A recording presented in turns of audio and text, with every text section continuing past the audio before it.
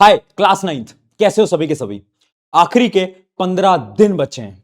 15 दिन के अंदर आपके एग्जाम स्टार्ट होने वाले हैं। हाँ, मुझे पता है इस समय पर तुम्हारे दिमाग के अंदर बहुत सारे सवाल आ रहे हैं। एक डर लग रहा है ना, ये सोच रहे हो ना कि क्लास 8 तो बहुत इजी थी यार, ये 9th में जब से आया है ना, पता नहीं लाइफ कैसी हो गई है।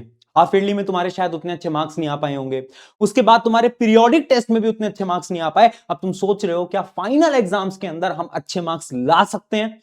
तो मेरा आंसर है यस, तुम ला सकते हो। आज ना मैं तुम्हारी सारी की सारी प्रॉब्लम्स को लिख कर आया हूं और इन प्रॉब्लम्स के एक एक करके सोल्यूशन दूंगा। अगले 15 दिन का एक ऐसा प्लान दूंगा जिससे कि तुम्हारे साइंस में फुल मार्क्स आएंगे। तुम्हें कोई रोक नहीं सकता साइंस में फुल मार्क्स लाने से। सबसे पहले तुम्हारी प्रॉब्लम्स पे डिस्कस करते हैं। जैसे कि सबसे पहली प्रॉब्लम है हाउ टू स्टडी। बहुत सारे ऐसे तुम्हारे चैप्टर्स हैं ना जो कि बैकलॉग बन चुके हैं। वो चैप्टर्स जैसे कि ग्रेविटेशन, मुझे पता है ग्रेविटेशन के क्वेश्चंस तुमसे सॉल्व नहीं हो पाते ना, स्कूल में समझ नहीं आया ना। अब सोच रहे हो कि आखिर उसके क्वेश्चन तुम एग्जाम के अंदर कैसे कर पाओगे। स्ट्रक्चर ऑफ एटम, ये एक ऐसा चैप्टर है केमिस्ट्री का जो कि तुम्हें समझ नहीं आ पाया, क्वेश्चन नहीं हो पा रहे हैं, डर लग रहा है ना इन चैप्टर से। इन चैप्टर्स को कैसे पढ़ना है इतने कम समय के अंदर, वो आज मैं तुम्हें बताऊंगा। उसके अलावा क्या कोई इंपॉर्टेंट क्वेश्चन हमें मिल जाएंगे क्या प्रशांत भैया? आप क्लास 10th के लिए तो बहुत इंपॉर्टेंट क्वेश्चन देते हो, 9th का क्या? 9th के लिए कुछ नहीं दोगे क्या? 9th के लिए भी लेकर आया हूं, आज बताऊंगा मैं सारी चीजें, ठीक है? तो इंपॉर्टेंट क्वेश्चन भी तुम्हें बता दूंगा। उसके अलावा रिवीजन कैसे करना है इतने कम टाइम में, सिलेबस कंप्लीशन, रिवीजन कैसे कर पाएंगे, पूरा का पूरा रोड मैप के बारे में बात करेंगे। एंड देन डीमोटिवेशन हो रहा है, डिस्ट्रैक्शन हो रहा है और टाइम कम है। इस समय पर ना डिस्ट्रैक्शन होगा, सबको होता है, लेकिन एक चीज याद रखना, ये टाइम अगर तुमने यूटिलाइज कर लिया, इस समय को तुमने खराब नहीं करा, तो तुम इस क्लास के अंदर ना बहुत बेहतरीन स्कोर करके आ जाओगे।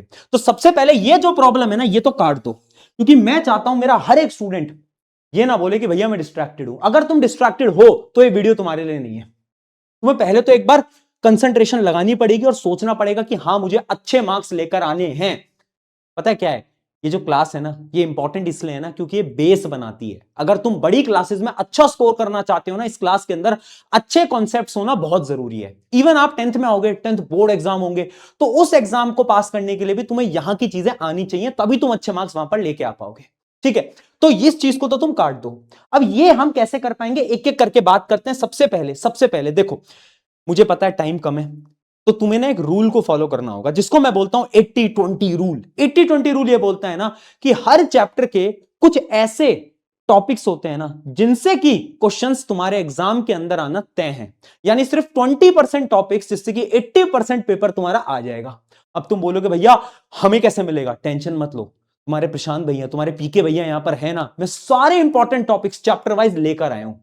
अगर तुम वो स्टूडेंट हो ना जिसके चैप्टर अभी तक खत्म नहीं हुए हैं, अभी मैं बताऊंगा पढ़ना कैसे है, लेकिन तुम्हें क्या करना है, ये जो टॉपिक्स हैं इन टॉपिक्स पे ज्यादा फोकस लगाना है, ठीक है? तो एक एक करके टॉपिक्स देख लेते हैं। जैसे कि अपना सबसे पहला chapter matter in our surrounding, conversion in temperature, diffusion, evaporation, ये सारे इसके क्या है, इंपॉर्टेंट टॉपिक है।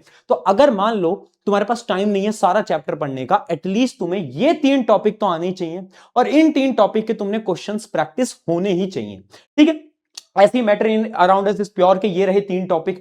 एटम इन मॉलिक्यूल, जो कि बच्चों को बहुत मुश्किल लगता है, उसके 3 इंपॉर्टेंट टॉपिक मैंने लिख रखे हैं। जैसे फॉर्मूला मेकिंग पे एक क्वेश्चन तुम्हारे पेपर के अंदर फंसना ही फंसना है। उसके अलावा molecular mass, laws of chemical reaction, जो 2 लॉ थे उन पे आने वाले हैं क्वेश्चन। स्ट्रक्चर ऑफ एटम में isotope, isobar, valency, electronic configuration, average atomic mass, ये सब हो गए इंपॉर्टेंट टॉपिक जिनसे कि पेपर आ जाता है, ठीक है? फंडामेंटल यूनिट ऑफ लाइफ की बात करूं, ये तुमने बहुत ढंग से पढ़ा होगा क्योंकि स्टार्टिंग में तुमने पढ़ा था, राइट?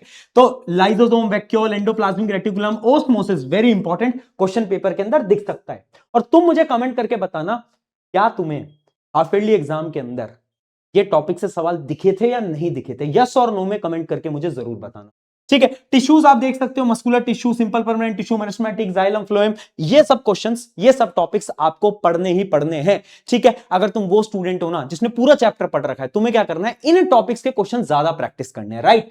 ये मोशन के रहे कुछ 2 टॉपिक्स, मोशन में मैंने लिख रखा है न्यूमेरिकल पूछे जाएंगे, बार बार पूछे जाएंगे, तो इनकी प्रैक्टिस करनी पड़ेगी।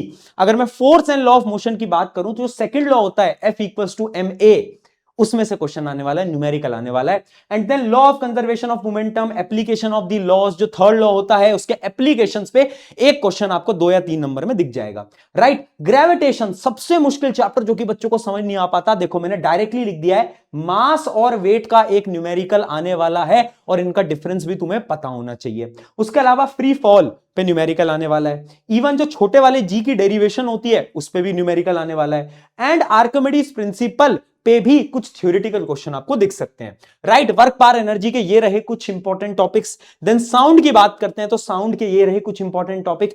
And finally improvement in food resource, ये थोड़ा सा थ्योरेटिकल चैप्टर है तो मुझे पता है बहुत लेंदी है, अभी मैं बताऊंगा ये पढ़ना कैसे है, लेकिन ये रहे इसके कुछ 3 इंपॉर्टेंट टॉपिक, ठीक है। चलो अब ये तो समझ में आ गया कि भैया ये सारे इंपॉर्टेंट टॉपिक हैं, अब ये बताओ कि हमें पढ़ना कैसे है, आखिर हम कैसे इतने कम टाइम के अंदर ये सब कुछ पढ़ पाएंगे। एक सिंपल सा रोड मैप बता रहा हूं, सब कुछ तेरे लिए लेकर आया हूं। देख, पहली चीज तुझे क्या करना है, वन शॉट उठा लेने हैं, है ना। मैंने हर चैप्टर के साइंस के वन शॉट बना रखे हैं। EXP अब 9th-10th अपना चैनल है, या फिर तुम क्लास 9 का कोई भी टॉपिक यूट्यूब पे डालोगे ना, सबसे ऊपर अपना ही लेक्चर आएगा, ठीक है, क्योंकि बच्चे पढ़ते हैं, बहुत बच्चे पढ़ते हैं, तो तुम देखोगे तुम्हें सब कुछ क्लियर हो जाएगा। चाहे तुम्हें फंडामेंटल यूनिट ऑफ लाइफ पढ़ना है, चाहे तुम्हें साउंड पढ़ना है, सब कुछ डिटेल में पढ़ा रखा है विद क्वेश्चन। 1.5 घंटे के लेक्चर आपको मिलने वाले हैं, आपको वो पढ़ लेना है। बाई चांस तुम कहते हो कि भैया नहीं यार लेक्चर नहीं, हमें तो नोट्स चाहिए, तो देखो या तो तुम किसी अपने फ्रेंड के नोट्स ले लो, या फिर नोट्स भी तुम्हें मैंने दे रखे हैं। अगर तुम्हारे पास नहीं है तो मैं डिस्क्रिप्शन में लिंक डाल दूंगा, नोट्स भी मैं दिखा देता हूं। एक बहुत शानदार नोट्स मैंने आपके लिए ऑलरेडी बनवा रखे हैं, बहुत छोटी छोटी तरीके से मैंने सब कुछ लिख रखा है, और आपको एक चैप्टर 5 से 7 पेज के अंदर खत्म मैंने करके दे रखा है, ठीक है। तो डिटेल के अंदर मैंने ऐसे पूरे के पूरे आपको नोट्स बना रखे हैं, जिससे कि आपकी मदद हो जाएगी। फिजिक्स, केमिस्ट्री, बायोलॉजी तीनों के। तेरे प्रशांत भाई तेरे साथ खड़े हैं, 9th में तो हूं ही तेरे साथ, इवन जब तू 10th में आएगा ना, जब तुम 10th में आओगे, 10th में भी तुम्हारे साथ खड़े रहेगी, पूरी नेक्स्ट टॉपर की टीम तुम्हारे साथ रहेगी। क्यों? क्योंकि 10th में तो तुम्हें पता ही है, पढ़ना तो यहीं से ही है, ठीक है। लेजेंडरी बैच भी आएगा, आराम बैच, तो 9th में तो है, 10th में भी रहेंगे, राइट। तो ये पूरा का पूरा हमने सारी चीजें बना रखी है। तो पहले तुम्हें वन शॉट या नोट्स जो तुम्हें अच्छा लग रहा है वो तुम आराम से पढ़ सकते हो। फिर तुम्हें क्या करना है, फिर तुम्हें एनसीईआरटी के एक्सरसाइज, तुमने देखा होगा एनसीईआरटी के लास्ट में, साइंस की किताब के लास्ट में, हर चैप्टर के लास्ट में कुछ क्वेश्चन होते हैं, वो प्रैक्टिस करो। क्योंकि आपके स्कूल का जो पेपर होता है उसमें 30-40% क्वेश्चंस यहीं से आते हैं डायरेक्टली, तुमने भी नोट करा होगा, ठीक है। तो ये प्रैक्टिस करना इंपॉर्टेंट है। And then last year question, देखो आपको क्या करना है, आपके कोई सीनियर भैया या दीदी होंगे जो कि आपके स्कूल के होंगे, जो कि अभी 10th में होंगे, 11th में होंगे, उनसे बोलो कि आप ना मुझे लास्ट ईयर का पेपर दे दो, जो आपका फाइनल एग्जाम का 9th का पेपर था ना, आप मुझे वो दे दो। अगर उनके पास है तो वो तुम्हें दे देंगे, तो उसको एक बार प्रैक्टिस कर लेना। उससे क्या होगा, तुम्हें पता चल जाएगा कि तुम्हारे स्कूल में पेपर आसान आता है, मुश्किल आता है, वो तुम्हें आइडिया लग जाएगा, ठीक है। तो लास्ट ईयर के क्वेश्चन और कर लेना, अगर इतना कर लेते हो ना तो आपका एकदम क्लियर हो जाएगा, साइंस में नंबर आ जाएंगे, कोई तुम्हें रोक नहीं सकता, ठीक है। नोट्स भी दे दिए, वन शॉट भी दे दिया है, सब कुछ दे दिया है। उसके अलावा अब भैया रिवीजन कैसे करना है, टाइम कम है, रिवीजन करना है। रिवीजन के लिए भी rapid revision for class 9th पूरा का पूरा मैंने बना रखा है, ठीक है। 1-2 चैप्टर अभी उसमें बचे हैं, वो भी आपको जल्दी मिल जाएंगे, राइट। EXP अब 9-10 पर रैपिड रिवीजन तुम सर्च करोगे तो आपको पूरा का पूरा मिल जाएगा। तो रिवीजन का भी तुम्हारा पूरा का पूरा कर रखा है। लेकिन बहुत सारे बच्चे बोल रहे थे कि भैया ऐसा करो ना कि लास्ट में मैराथन ले आओ, जैसे कि आप 10th के लिए मैराथन लाते हो ना, एक केमिस्ट्री की मैराथन, एक फिजिक्स की मैराथन, एक बायोलॉजी की मैराथन, जिसके अंदर 3 घंटे के अंदर फिजिक्स खत्म करेंगे, 3 घंटे के अंदर बायो, 3 घंटे के अंदर केमिस्ट्री। तो अगर तुम्हें ये मैराथन चाहिए तो कमेंट में मुझे जरूर बताना। अगर तुम बोलोगे तो मैं तुम्हारे लिए साइंस की मैराथन भी लेकर आ जाऊंगा यार, तुम्हें टेंशन नहीं लेनी है, ठीक है। साइंस की मैराथन लेकर आएंगे जिससे कि तुम्हारा पूरा रिवीजन हो जाएगा। 3 घंटे के अंदर पूरी फिजिक्स, पूरी केमिस्ट्री, पूरी बायोलॉजी, 3-3 घंटे के अंदर, 3 दिन के अंदर पूरी साइंस खत्म, अगर तुम बोलोगे तो, ठीक है। तो मुझे बताना कमेंट में अगर तुम्हें चीज चाहिए तो, और अगर नहीं चाहिए तो रैपिड रिवीजन तो है, उससे पढ़ लेना, ठीक है। इतनी चीज क्लियर है। अब फाइनली आते हैं कुछ फाइनल टिप्स के ऊपर। फाइनल टिप्स क्या है? पहली बात, solve more question please, questions की प्रैक्टिस करो, है ना। थ्योरी से ज्यादा सवाल लगाओ, स्पेशली फिजिक्स के अंदर, केमिस्ट्री के अंदर बहुत क्वेश्चन आने वाले हैं। देखो 9th क्लास के अंदर फिजिक्स का वेटेज ज्यादा होता है, चैप्टर ज्यादा होते हैं, तो प्लीज तुम फिजिक्स पे फोकस करो और न्यूमेरिकल्स पे फोकस करो।